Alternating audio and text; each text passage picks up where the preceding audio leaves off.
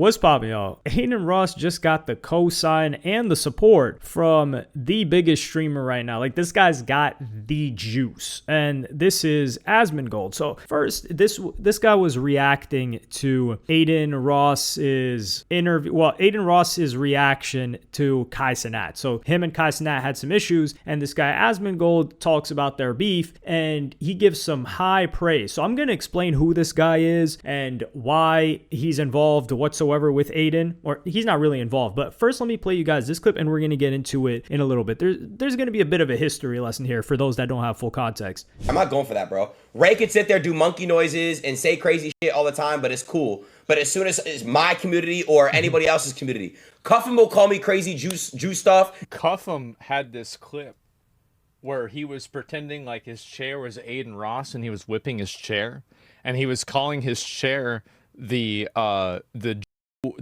K Jew word over and over.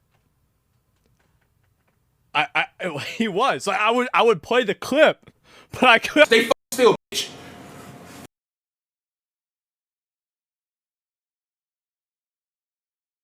I can't play the clip. No, he was. This and in my opinion, I think honestly that, you know, stuff like that is, you know, there's a bit of a, I think there's a culture difference, right? Where like Kai, I think like takes this stuff, he will take it more personally.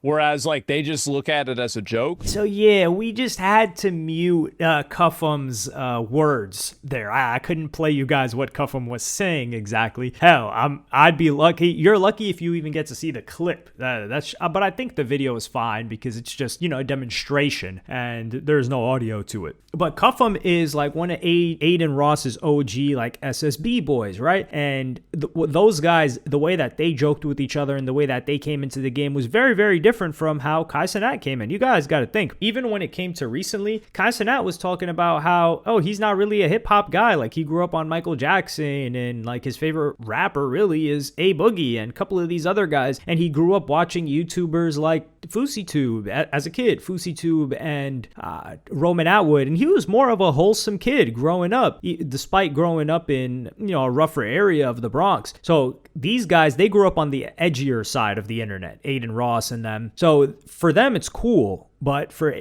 Kai, he might not take it as funny. So there is the difference there. And I think Asmongold is just letting everybody know, like, hey, the way that these people take it is differently. And you can't, like, Adin Ross, he can take that type of humor or those types of insults, but Kai, it's not that he can't take it, he doesn't play like that. And then he goes on to show some respect to Adin Ross and give him his flowers. So I'm gonna play you guys that clip right now. People that are getting defensive about Adin Ross, because like Adin was, like, in my opinion, like Adin Ross was kind of the progenitor of the like the quote W community. Like before Adin, there wasn't really anybody doing anything like for, like, this is kind of like the issue like with Twitch.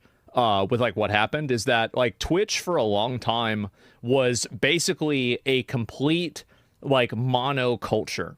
Like everybody was the same, everybody had the same communities, everybody had the same jokes. It was not diverse at all. And I'm not talking about skin color, I'm talking about culture, community, and content. So what happened is that Adin Ross came in and he was doing different streams. He was doing streams with rappers and stuff like that, right?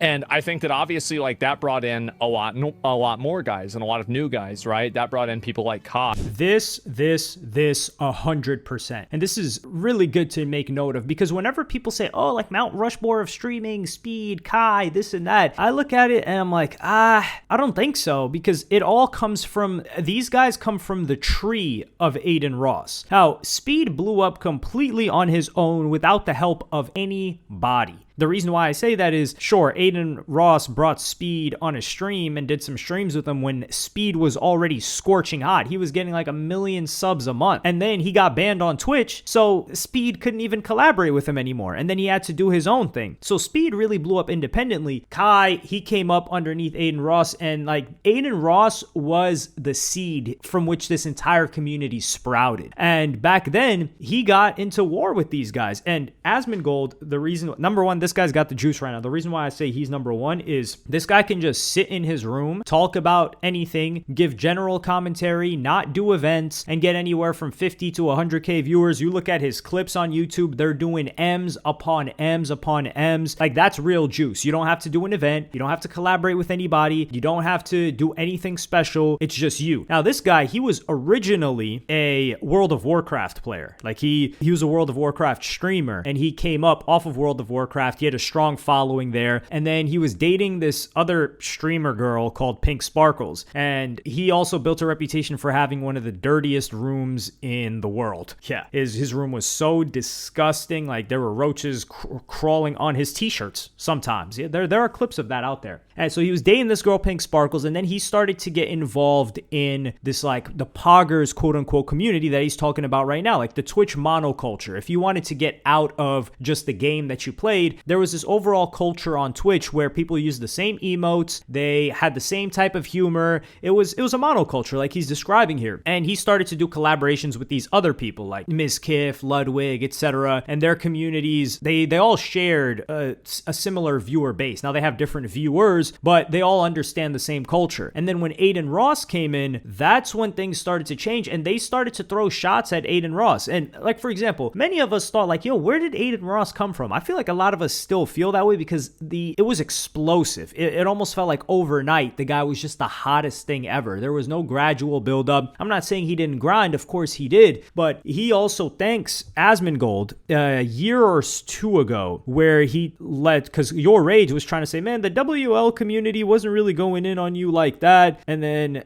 he gives him props to not only Asmongold, but he lets him know a little bit of the history. So I'm going to play you guys that clip right now. But I ain't gonna lie, they didn't, at the same time, they did not like us. They were, surprisingly, they kind of, not all of them, they kind of fuck with us in a little bit. Don't be fooled. Don't be fooled. They were forced to fuck with you. Don't forget the history. At first, they tried villainizing you, vilifying you. Who? Right? They were talking the WL community as if you were some trash. Who? But once they realized that you were bigger, had more power, they tried saving face. Who, and chat? tried being cool. Don't forget the how it Pogger went down. I community. remember. Man, what, chat? If you were there in 2021, they would always shit on me, bro. Chat, come on, bro. They would always shit on me, bro. They would always shit on the WL community. Get the fuck out of here, bro. They would just shit on me, bro. Come on, bro. It was every stream they had something to say. Some slick shit they had to say. Every little stream, bro. Every little fucking stream, chat. The only one who was always real is XQC on God. That is the only one, chat, who was like actually like obviously Train too, but Train is like in his own. I don't even count Train in that community. I don't anymore, really. Train's got his own shit. But bro, like, come on, bro. If we're being real, come on, bro. I remember that shit. I remember. Asmongold used to back me up too. Went down. That's what went down. They were. Remember that game where your community would fill the boxes? They were on your dick. What game are you talking about where the community would fill the boxes? Forced to like you. Do you understand? So don't be fooled. Reddit Pixel chat. I just wish the Twitter community was a thing back in 2021. Yeah, it would have been fucking GG's. And yes, Your Rage was definitely misremembering, because I'm going to play you guys the original clip where the whole war with the quote-unquote Poggers community started. Adin Ross is known for kissing Corinna. Ask Blood. I did say that. Well, he was known from that. It was his most viewed YouTube video. Okay, But he got really mad about that. I don't know. I know who Adin. Old beef. Yeah. Where the f did he come from? He kissed Corinna Cup. Is that like his thing? No, so like he had like a bunch of Isn't connections in the LA scene, and like he hits a viewer base that like me and you will never hit. Like our viewer bases are very different, but they're still closer together than like Adin Ross's viewers and our viewers.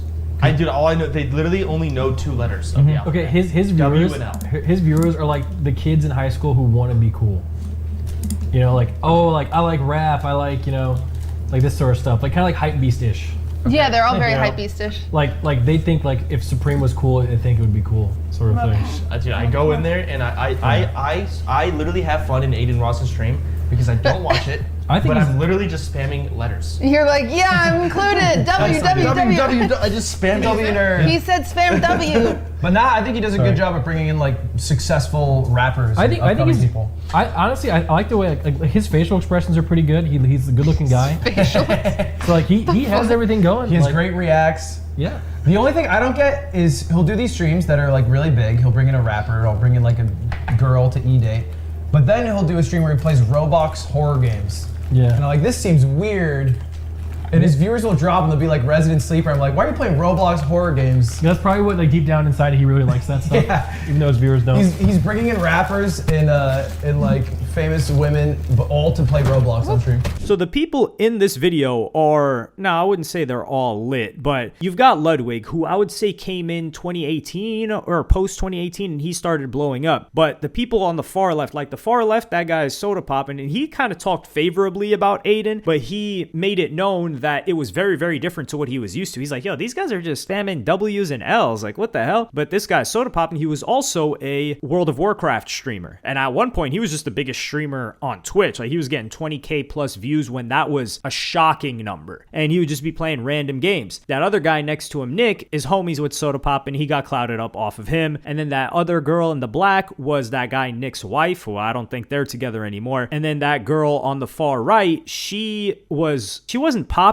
but she was in that community even before Ludwig came in, and then she started dating Ludwig. I don't know what their situation is right now, but you can see kind of how patronizing it is, because when they were talking about the culture of Twitch, just like emotes and the way that people chat, frequently people would download third-party extensions on Chrome. Like, for example, I believe Frankerface Z was one of them, BTTV was one of them, Better Twitch TV, which would allow you to see certain emotes and certain GIFs on the Twitch chat. And if you didn't have those emotes, it would just look like people were spamming something like just text. So this was not an if you know thing, but that was part of the Twitch culture. And these guys were saying like, yo, Aiden, it's kind of like Aiden and his community are like those people that want to be in school. I'm going to be completely honest with you. These people are the ones that were never cool in school. And that's just me being honest. I'm keeping it a buck here. But Aiden, he pushed into that. He's like, yo, you guys are lame. You guys are band kids. That's what he called them. He called them band kids, which was funny. I think one of them was actually in band. So it started this back and forth between their communities, which was like the Poggers community, which is kind of like the Twitch. Like these people, they fraternize with each other. Like you could throw Pokimane in there as well. And it was a bit of let me put it this way. You were not going to blow up on Twitch pre-Aiden Ross if you didn't get in with these guys. It just wasn't going to happen. There wasn't the distribution of a TikTok. Maybe you could transition, like for example, Academics, he had built himself up, but he was so far away from this community that he was just on his own island. So either you had your own island or you were a part of these guys. And this was like a broad group of people. So Aiden Ross, he shook that whole thing up. So even people like Annoying TV that had been streaming for quite a while before that, before Aiden, those guys are of the same community as Aiden. So these guys that are in the quote unquote WL community, they would just spam text and like LOL, like they were writing on Twitter. Some of them were watching on console. And Aiden Ross brought an entirely new demographic to Twitch that had never been there before, that had never watched it. And it was different from this community. And there became a battle and it was friction. And I do think it was from some of them just didn't understand, but some of them were envious and jealous of what Aiden Ross had done. And they didn't like these guys. And it was a back and forth. And now still, I don't really see that they're kind of working together now, but the communities are still very, very different. And now and Asmongold here, he's giving credit and saying, yo, this is actually a great thing because now there are different cultures on Twitch. Before it was just one thing, and Aiden Ross was the guy that ushered that in. And this is why, like, when people try to say Kai instead of Aiden, like you really don't understand. Like, there are the pioneers and there are the people that make the most out of it, get the most commercial success. It's kind of like talking about a Mr. Beast and not a PewDiePie. Like, PewDiePie was the pioneer. Mr. Beast was the guy that took advantage of all of the opportunities that the pioneer opened up. And in this scenario, Aiden Ross is 100% that guy. He's the pioneer. And everybody like AMP, Blackboy Max, who else? Even like a Soul Illuminati, for instance, he was somebody that streamed on Twitch, but he was an island. He wasn't in a community, or like there hadn't been a big enough community of streamers for this new culture to spin up. So all of these guys, even though some of them may have started before Aiden Aiden Ross was what established like this new land. Like he came in and said, you know what? South of the Mississippi, what is it? East of the Mississippi, he made the Louisiana Purchase. He just conquered. He said, okay, Texas is ours. I know I just threw two different historical events right next to each other. I know that, but you know, it's just let's just be a little bit hyperbolic about it, okay? I don't need no history buffs coming in trying to correct me about this stuff. So that's that. And Asmongold is somebody that doesn't even necessarily gel well with that with Aiden Ross's community. Like he doesn't fit in it, but he didn't hate on it. Same thing with XQC. Now XQC has not crossed over, but he's always been tapped into both sides, and he's always been open-minded. Like he's liked rap music. He's getting all them iced out chains now. He's kicking it with